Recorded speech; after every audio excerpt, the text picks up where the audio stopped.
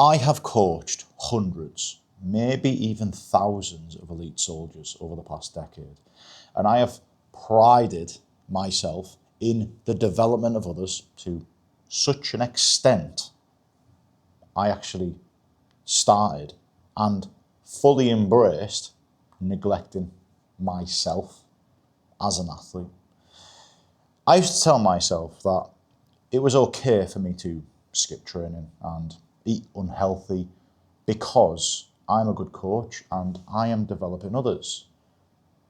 I used to lie to myself. I did it for years. I maybe even did it for the best part of a decade. And the result of that is I got out of shape. I became weak and I became injured regularly. But the darkest thing about this is I used to tell myself that it didn't matter about my own performance because all that mattered was the development of others and how effective I was at developing others. Now, if you think about that, if I can go around developing others but be in terrible shape myself, it creates an awkward situation where you may well be an amazing coach. However, behind your back, people are going to be talking about you because you're not really a good role model. And people pay very close attention to your actions. And there is no doubt that people are going to, listen to what you say and massively respect your expertise and how you can use your knowledge and experience to develop others. People love that. And I love that about my coaches. But if you're not living to the standards in which you set other people to live, and you're not an ambassador for the things that you are trying to teach people, I just think it's a really dark mentality to have. For example, I genuinely used to skip training sessions because I'd get the same hormones, I'd get the same dopamine from training others. You're probably exactly the same. When you see somebody who is getting something right that you have just taught them, it gives us the same satisfaction that we would get in that complete opposite scenario. But the problem is, it's so easy to forget about yourself. And as the months go by, as the years go by, your own performance has completely fell off a cliff. And basically, it's your way of justifying being comfortable. It's your way of justifying turning into a pussy. It really is. Because what's happening is that you are allowing a massive lowering of your own personal standards. And when your personal standards are in the bin, horrendous things start happening to you physically. You're going to start getting injured a hell of a lot more. You're going to start hating the man that you see in the mirror. You're going to start looking fat. You're going to start being miserable and moody. You're going to start having worse relationships because your composure, how calm you are, is just massively affected because you're living a lie. If you think about personal standards, right? The food you eat, how much you pride yourself and how much you care about eating nutrient-dense foods. How much you care about your physical development. How much you care about developing the strength of your muscles, the strength of your joints. How much you care about the development of your athleticism.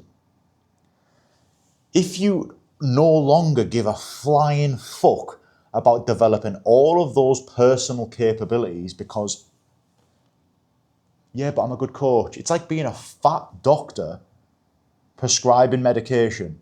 We have been in that doctor's office many times and we have thought, why the fuck would I listen to that person? We've been there many times taking nutrition advice from an absolute overweight, horrible mess. Why would you ever do that? But you're turning into that person yourself. And I say this from experience. I used to kid myself. I used to lie to myself and tell myself I'm a good coach. I was a good coach, but I was a fucking terrible role model. I used to go tell people to train, do this, and I'd skip sessions. I used to tell people don't skip training sessions, and I'd be the first person to skip training sessions. And I know for a fact there is most coaches out there fall into this trap regularly. When you deliver a session for somebody, they walk out of that place knowing that they've developed themselves. When you deliver group sessions, whether that's Brazilian Jiu-Jitsu or group training sessions for people, rugby, you as a coach get a lot of satisfaction. 60 minutes, 2 hours later, you are riding the wave of hormones because they have just delivered. You've set up and delivered an amazing training session. You should be proud of yourself. That'll be programmed exceptionally well. Soon as that session finishes, you are still flying. You are exactly like they are. But you cannot let your standards slip as a result of this. And I say this because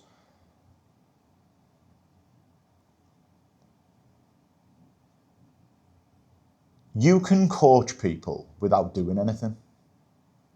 You can literally inspire people by not even saying a word to them, by just letting them watch your actions. Like, if all the lads are eating unhealthy food and you walk in and you're eating really healthy food, they're going to look at you and think. They might think twice about making that unhealthy decision.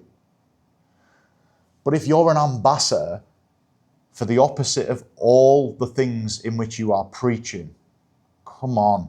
And it happens so easily. So I'm going to have to give you some advice because I don't want this video to be all doom and gloom.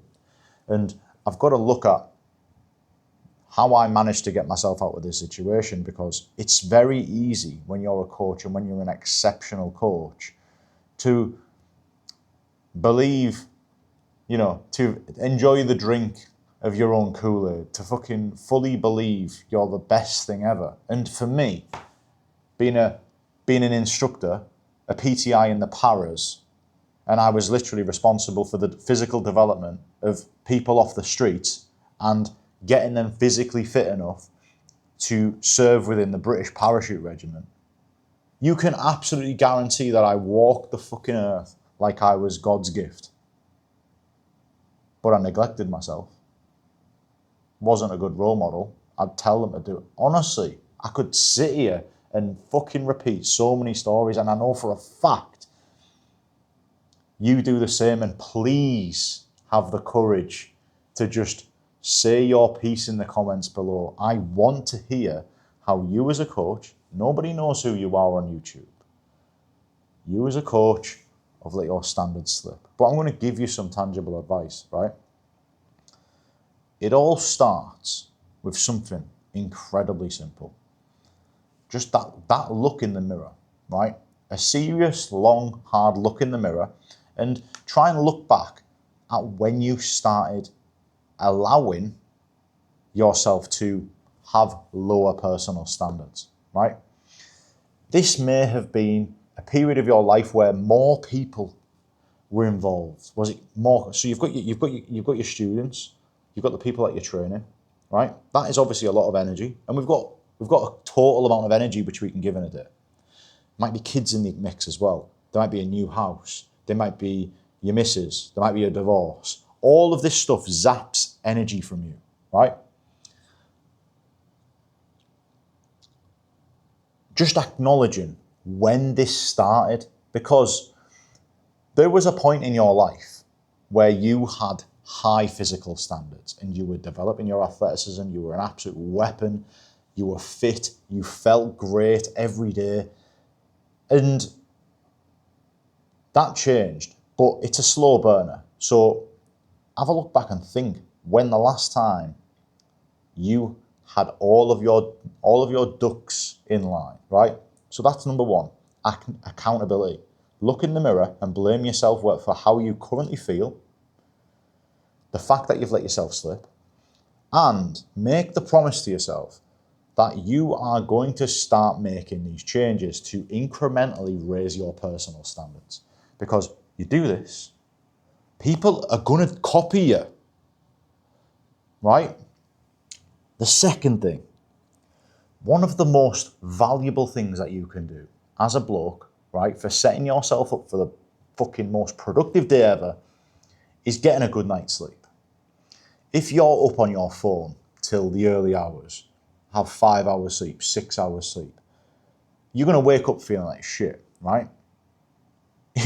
Let's say your personal standard is a rating of how you currently feel on a scale of 1 to 10. You're going to wake up feeling like a 2 out of 10 every single day. And that is a decision that you've made by staying up too late. Think about when you have, let's say you've got kids, right? And one of your little ones doesn't get a good night's sleep.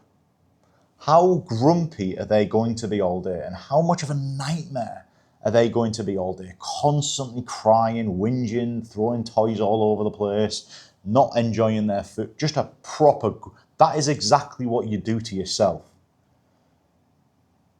Grumpy, horrible person to be around, all because you didn't get an extra few hours sleep. Literally, simple. It doesn't cost a thing. Do that, right? Once you have done that, the decisions you make in the day are going to get your personal standards even higher. So, for example, it is virtually impossible to want to eat nutrient-dense foods when you've had a shit night's sleep. The last thing you're thinking about is eating salads and mixed berries and oats when you've had a shit sleep. The last thing. You're not thinking about performance when you've had 3 hours sleep. You're thinking about survival. So that's the second thing, right? Mirror, sleep. Going straight on, food. The way I now like to set up my feeding is I like to split it into 2 parts. I like to break up every single 24-hour period into 2 parts of the day, right? So physical and brain, right? So I basically having physical food and brain food. So what I mean by that is when my output demands don't require anything physically, for example, doing a video on YouTube for you legends, I wouldn't class that as something physical, but I would class that as something that requires every fucking ounce of my creative energy and my, problem solving in front of a little camera, right? Because I don't edit these videos. I believe I've got enough in the owl's skull to give you some seriously good points, right? So this fits into the brain category. And now whether you work in an office and you're required to problem solve, you're required to socialize, you're required to converse and speak to people, public speaking.